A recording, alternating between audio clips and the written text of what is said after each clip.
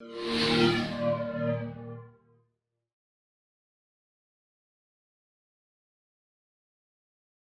think, in short, because we are part of the opposition, because we are standing for the demand of the people to have the serious reform, because while we were representing the people in the parliament, we raised all the files which related to the corruption, stealing lands, and we started to question so many ministers that considered to be a member of the ruling family.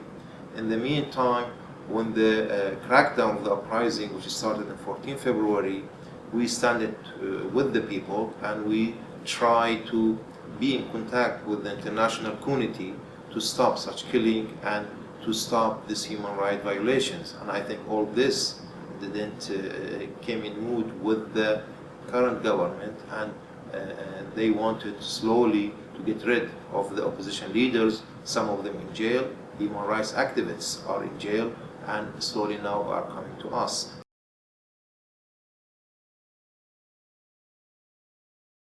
Well, I was in London conducting a course. I'm a lecturer, and training instructor. I was in the Holiday Inn, and of course this is a part-time. I've been an MP. I've served both in the Parliament, in the National Security and Defense Committee, and also I was the Vice Chairman of the Government-related Committee, and I was elected internationally by 1,500 MPs to be the Vice Chair of the International Democracy and Human Rights Committee. But I was so surprised. I've never been even interrogated. I've never had anyone telling me that I broke any law. Actually, I was doing laws. I was doing reforms for the people's sake, for Bahrain and the world's stability and progress. But I was so surprised. My wife called. She was crying. She told me, "You've been revoked of your nationality," and also my kids were so worried. So now I'm stateless for a sudden, and the country where I've born, my parents were there in that country, and now the same country is taking me out. Where should I go if I'm stateless?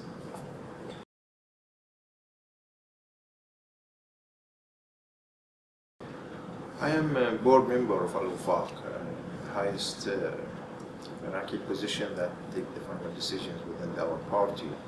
And Al-Wafaq, as everyone knows, is considered the major party, opposition party in the country. And by now our relationship with government is so bad and there's no contact. Well, people are asking for constitutional monarchy. And they are asking that the prime minister who's been in power, he's been prime minister since 42 years old. Actually, once Obama was 8 years old, this person was in power, and now still he is in power. UK had so many MPs changed, but he is still in power. And also, of course, all the corruption which is happening, the people want to stop to it. The Al-Wafaq is so moderate. We have participated, even though there has been lots of atrocities. We have participated we tried to push for reform processes, and we never had any problem before. We are calling for peaceful actions. We have a declaration of denouncing any type of violence. Al-Wafaq has been so popular for all the elections. We've got 65% of Bahrain's votes all the time. But of course the government doesn't want, it sees Al-Wafaq as something very strong. They just want to put their figures in jail. Actually, all along, there has not even been a single bullet being fired by the people on a policeman, but there has been tens who have been killed in the streets and in jail.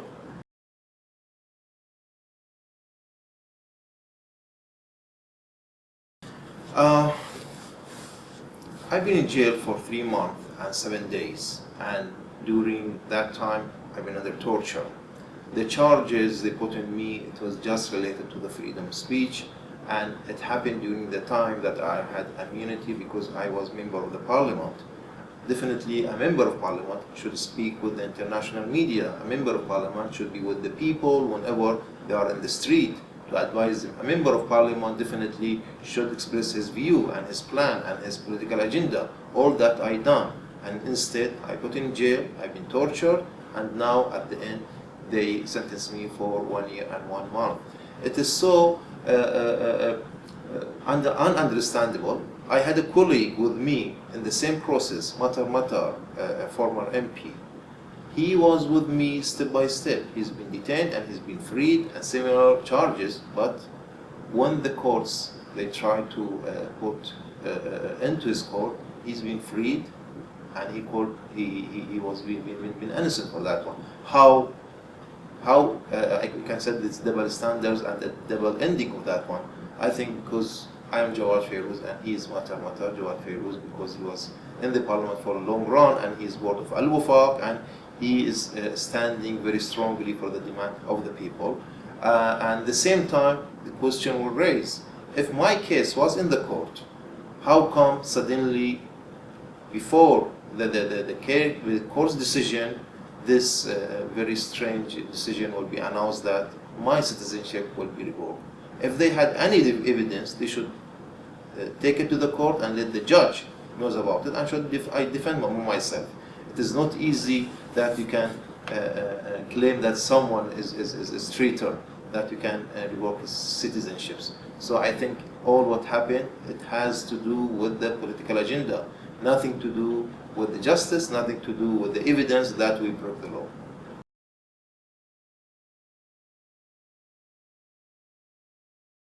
We still don't know our situation really. I never had in mind. I still don't know.